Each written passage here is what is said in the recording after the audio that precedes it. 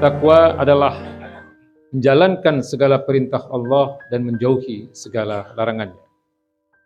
Maka Ramadan ini sudah sepatutnya menjadi momentum terbaik bagi kita untuk meningkatkan ketakwaan kita kepada Allah Subhanahu wa taala, untuk lebih bertaqarrub, mendekatkan diri kepada Allah Subhanahu wa taala.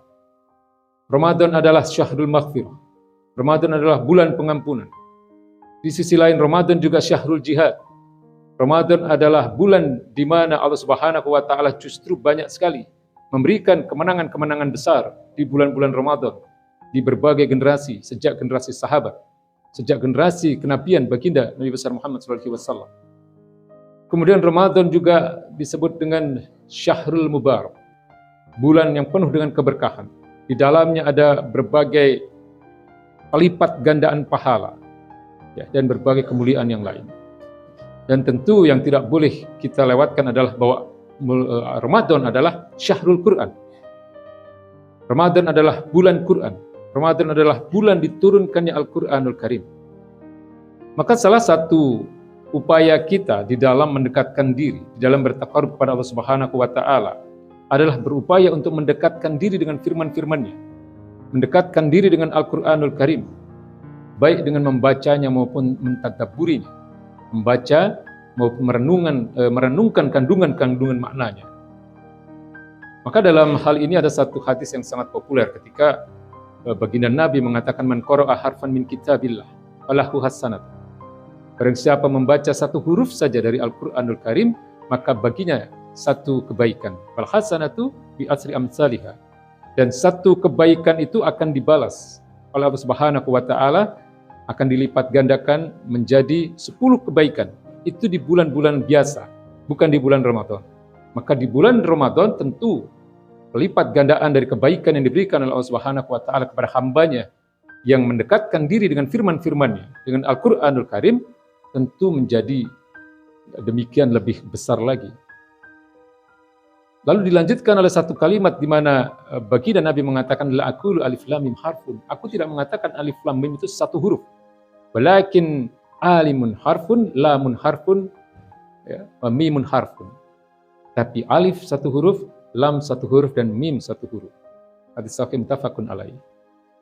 Hadirin ma'asyiral muslimin yang dimuliakan Allah Subhanahu wa taala, maka oleh sebab itu para sahabat dan generasi salafus saleh, tiga generasi terbaik dalam sejarah kehidupan umat Islam, para sahabat, para tabi'in, dan para tabi'ut tabi'in, mereka di dalam bulan-bulan Ramadan tidak pernah meluangkan waktunya, melewatkan waktunya untuk lebih mendekatkan diri kepada Al-Quranul Karim. Ada sahabat yang sebulan sekali khatam, kemudian ada sahabat yang di dalam bulan Ramadan sepekan khatam, ada yang setiap hari khatam Quran. Dan Imam Malik, seorang imam mazhab yang sangat populer, beliau ketika bulan-bulan Ramadan meninggalkan majelis hadisnya, karena beliau juga adalah seorang ahli hadis, untuk fokus, untuk sementara di dalam bulan Ramadan beliau fokus kepada Al-Quranul Karim. Kemudian Imam Syafi'i, seorang imam besar yang lain, imam mazhab besar yang merupakan murid dari Imam Malik juga, di mana di bulan-bulan biasa beliau khatam satu hari, setiap hari beliau khatam satu kali, tetapi di bulan Ramadan beliau bisa 2 kali khatam, sehingga di dalam satu bulan penuh beliau bisa 60 kali khatam Quran. Ini ulama-ulama besar, yang memang sebelum masuk Ramadan pun mereka sudah bersiap-siap sejak bulan Sya'ban. Bahkan ada yang sejak 6 bulan sebelum memasuki Ramadan, mereka sudah mempersiapkan diri untuk menghadapi datangnya Syahrul Mubarak, bulan Ramadan ini. Namun ada satu hal yang mungkin kita agak berbeda dengan mereka. Tiga generasi terbaik ini bukan hanya semangat membaca Al-Quran, tapi mereka juga semangat untuk mengamalkan dan menerapkan Al-Quranul Karim. Sebab mereka paham bahwa Al-Quran bukan hanya untuk dibaca, Al-Quran bukan hanya untuk dihafal, Al-Quran bukan hanya untuk dikhatamkan, tetapi Al-Quran sesungguhnya adalah hudal linnas, petunjuk kehidupan bagi manusia. Al-Quran adalah hudal lil muttaqin, petunjuk kehidupan bagi orang-orang yang bertakwa. Banyak sekali ayat yang mewajibkan kita, yang mengharuskan agar kita ini hidup diatur oleh Al-Quranul Karim. Bukan hanya 1-2 ayat, tapi ratusan ayat. Ya. Allah katakan, وَنَزَّلْنَا عَلَيْكَ الْكِتَابَ تِبْيَانًا لِكُلِّ شَيْءٍ وَهُدًى وَرَحْمَةً وَبُشْرًى لِلْمُسْلِمِينَ. Kami turunkan kitab ini kepadamu ya Muhammad sebagai penjelas untuk berbagai persoalan kehidupan manusia. Wahudan, dan juga sebagai petunjuk kehidupan. Warahmatan, dan juga sebagai rahmat. Wabushran, dan juga sebagai kabar gembira lil muslimin, bagi orang-orang yang beragama Islam, bagi seluruh kaum muslimin. Dan masih banyak lagi. Wa anikum bainahum bima anzalallahu wa la tattabi ahwa'ahum wa zarhun am yaftinuka an ba'di ma anzalallahu ilaika. Hendaklah kalian berhukum kepada Al-Quran ini dalam seluruh aspek kehidupan.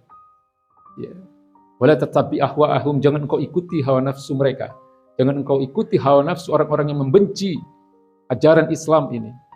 Wahdharhum an yaftinuka an ba'di ma anzalallahu ilaika.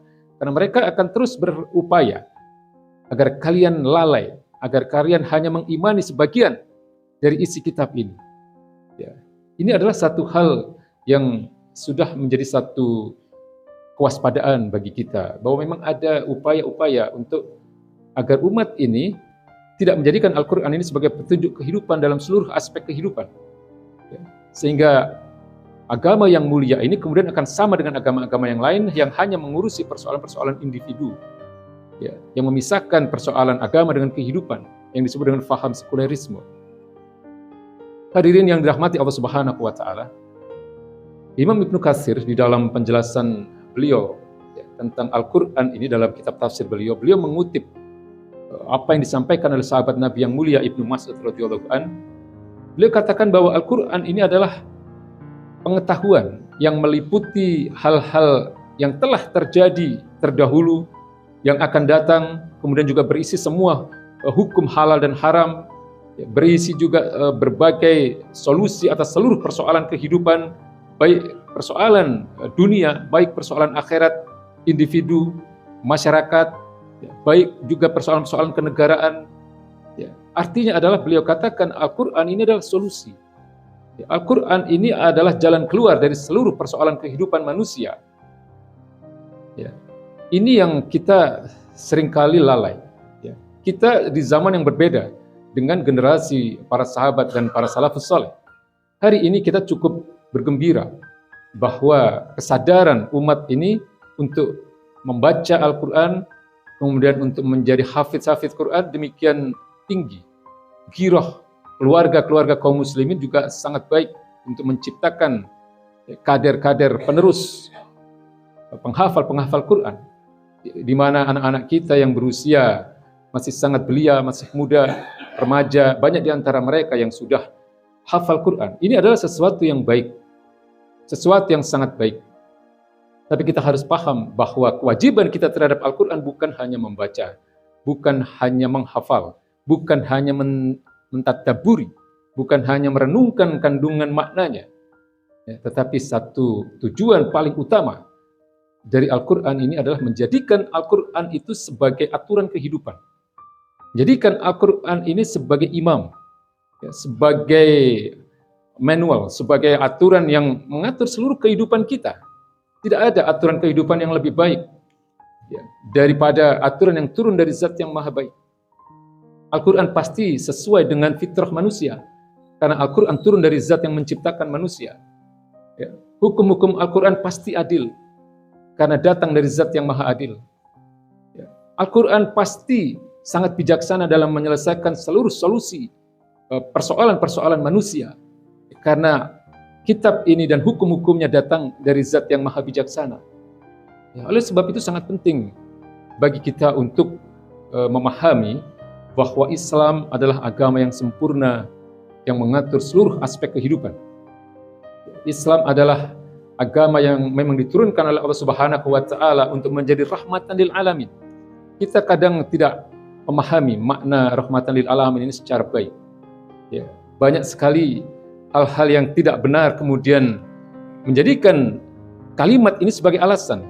Ya.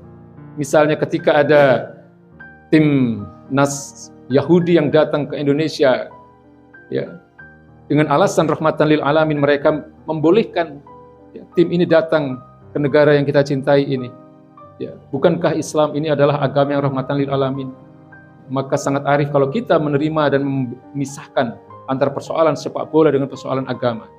Ya, ini ucapan orang-orang yang tidak paham agama. Ini ucapan orang-orang yang tidak memahami makna rahmatan lil alamin. Rahmatan lil alamin itu dijelaskan oleh para ulama, maknanya adalah jalbul masolih wa dar'ul mafasid. Rahmatan lil alamin itu artinya adalah mewujudkan kebaikan-kebaikan dan menghindarkan atau mencegah kemungkaran-kemungkaran, mencegah kerusakan-kerusakan. Itulah Islam. Maka ketika Islam itu diterapkan dalam seluruh aspek kehidupan, ketika hukum-hukum Quran itu menjadi aturan kehidupan bagi manusia, pasti akan jalbul masoleh, pasti akan terwujud berbagai kebaikan-kebaikan di tengah-tengah manusia, wadarul mafasid, dan pasti akan tercegah berbagai kerusakan-kerusakan yang ada di tengah-tengah manusia. Ya. Maka hari ini kita bisa melihat ketika kerusakan-kerusakan itu terjadi di tengah-tengah manusia, itu adalah karena hukum-hukum Quran tidak diterapkan. Karena syariat Islam tidak diterapkan secara kafah. Ya, karena hukum-hukum Islam yang kita kenal dengan syariat Islam yang datang dari Allah Subhanahu wa taala yang telah dicontohkan oleh baginda Nabi, para sahabat, para tabi'in dan para tabi'ut tabi'in hari ini ditinggalkan. Islam hari ini secara faktual ya, kenyataannya memang disamakan dengan agama yang lain yang hanya mengurusi persoalan individu. Padahal Islam adalah agama yang mengatur bukan hanya persoalan-persoalan individu, tapi juga persoalan-persoalan muamalah. Haram hukumnya untuk memisahkan ya, persoalan individu dan persoalan muamalah dalam beragama. Haram hukumnya, dosa besar. Ya, memisahkan agama ini dari kehidupan bermasyarakat dan bernegara.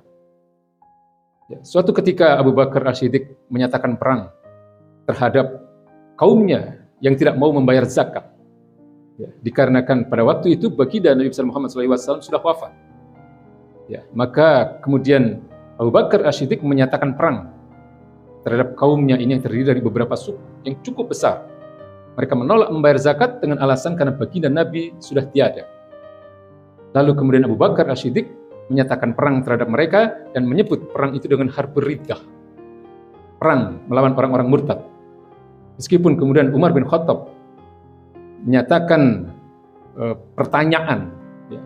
Beliau mempertanyakan kebijakan Abu Bakar As-Siddiq ini dengan mengatakan, apakah engkau tetap akan memerangi mereka? Sementara mereka masih melakukan sholat. Kemudian Abu Bakar As-Siddiq radhiyallahu an mengutip Al-Baqarah 85. Beliau katakan, afatu'minuna bi ba'dil kitab wa takfuruna bi ba'd. Apakah engkau akan mengimani sebagian kitab ini lalu engkau mengingkari sebagian yang lain? Hanya karena melanggar satu syariat, yaitu menolak membayar zakat, Abu Bakar As-Siddiq sudah memurtadkan orang-orang itu. Bayangkan bahwa hari ini betapa banyak kewajiban-kewajiban kita di dalam Al-Quranul Karim yang tidak bisa kita laksanakan. Tidak kita laksanakan. Semoga Allah ampuni dosa-dosa kita. Semoga Allah berikan hidayah kepada kita. Dan Ramadan ini adalah menjadi satu wasilah.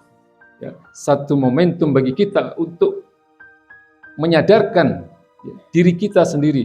Menyadarkan saudara-saudara kita bahwa tidak ada ketakwaan yang hakiki tanpa penerapan seluruh isi Al-Quranul Karim.